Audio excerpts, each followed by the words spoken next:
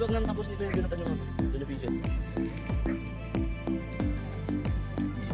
Okay na ako. Ate ka dyan, ano?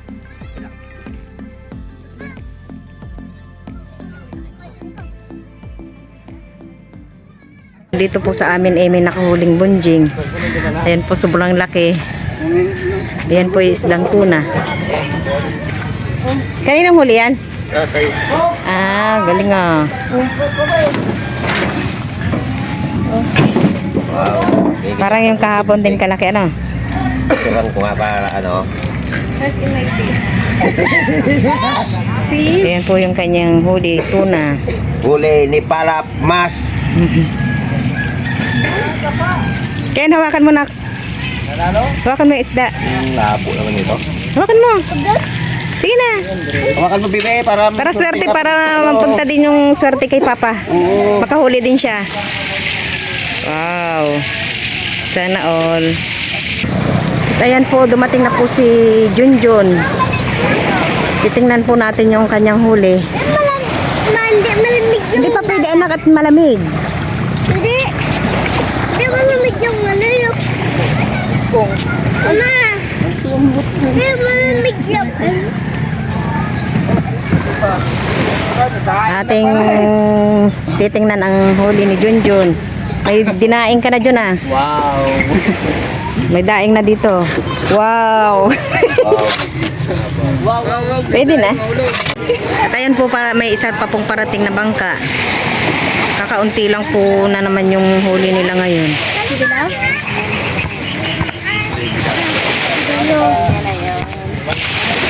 Sigayo ka na. Leo, O, dilaw. marami na din po nag-aabang dito sa tabing dagat. Ayan o. At ayan po, parating na po si Deo. Akin din po titingnan yung kanyang huli. Down up lagi. Si Ninyo po ata medyo malayo-layo po siya. Wala pa rin siya hanggang ngayon. Wonder.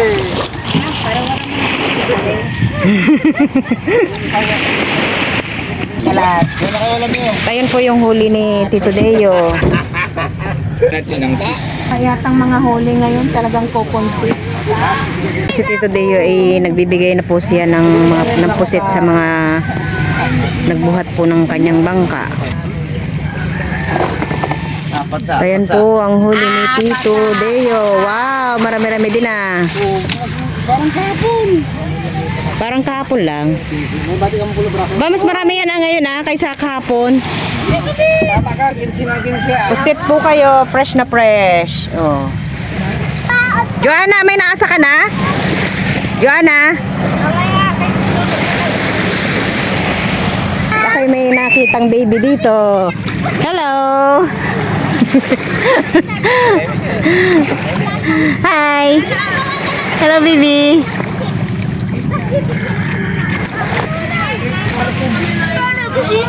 Ay, ayos siya na. May pangulam na. At ayan po, parating na rin po yung tito ninyo. Siya po ay nahuli po sa kanila.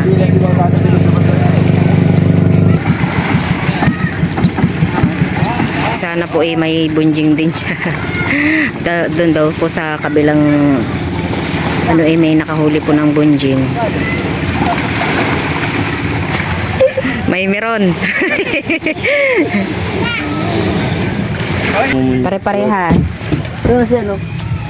Swerte yung nakabunjing. Sino? Si ano yata? Ikong? Malaki din yung bunjing niya. May 50 kilos ata yun. Mama. Yung huli po ni Tito Ninyo. 8.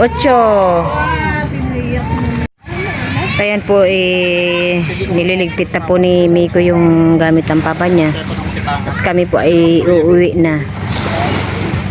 Siya laak po ay naka 8 kilos ngayon. Ayan po si Kinkin ay naliligo po sila.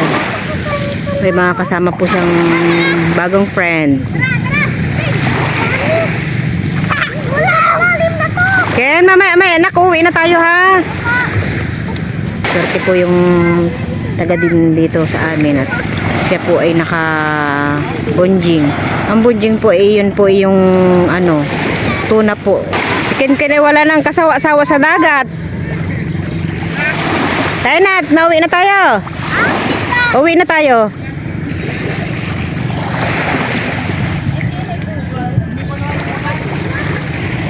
Anong luto mo dyan, Eng? Pangdaing ka bata. Ah, pandaeng. Sila mo. Ah, uwi na sila mo? Para may uwi siya. Aray.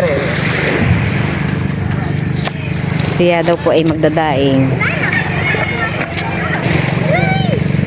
Ayan po si Ken. Siya daw po ay shark. Doon po ay may parating na rin pong bangka. Medyo malayo po dito sa amin. Ka na huli.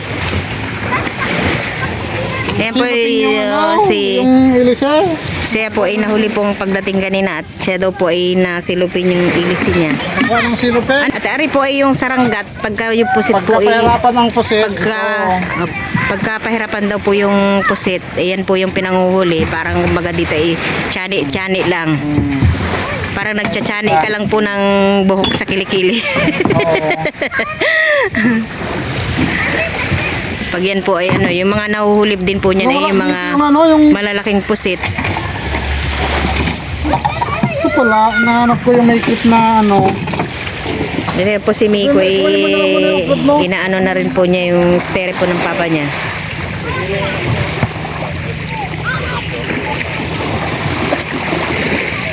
Ayan, uwi na tayo, nak. Silver mo, lumutang oh.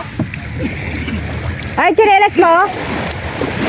Halos lahat ng tsinelas mo nawala na naman. Uwi na tayo. Ako po may niluto po dito na isdang uwak. Ari po ay nilagyan ko lang po ng parang sinigang din po yung style po niya. Nilagyan ko lang po ng sibuyas, kamatis, at saka po asin. Ayan po yung style ano, sinigang lang po. Pero kakaunti lang po yung sabaw niya. Yung iba po ay akin pong ipiprito. Yung ibang isdang uwak ay akin pong ibibilad.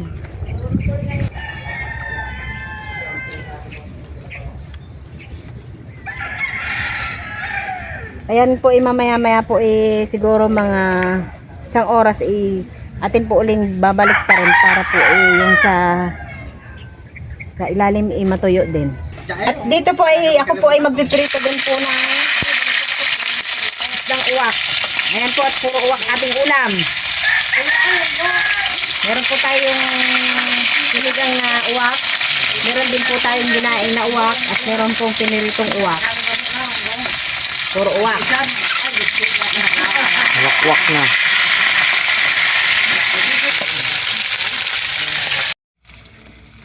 Ayan po, tapos na po nating iprito yung ating isdang uwak.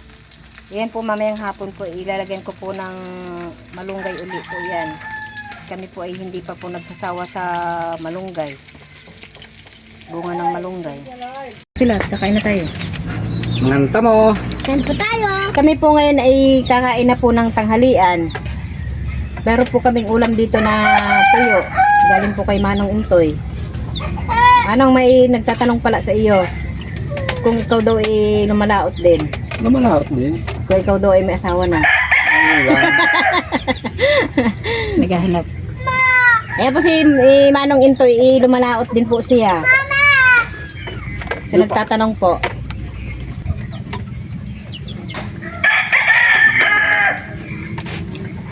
Sarap ng atay ng uwak. Kung sa iba, diwit. Kung sa iba, aswang. Sa Iba naman, Bisaya. espada. Kung sa Bisaya, ambot. Hindi, sa Bisaya, ano, yung aswang ata. Oo, aswang.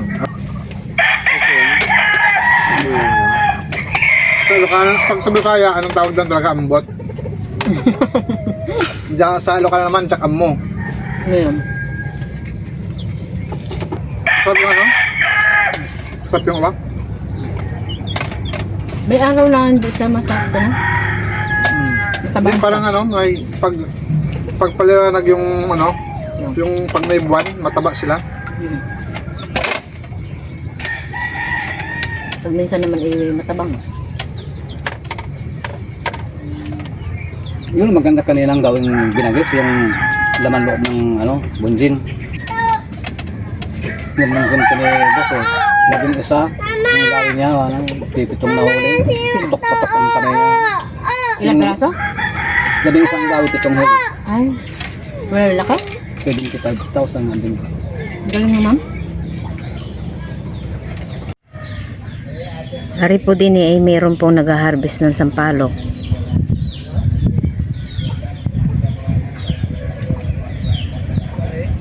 Yan daw po ata yung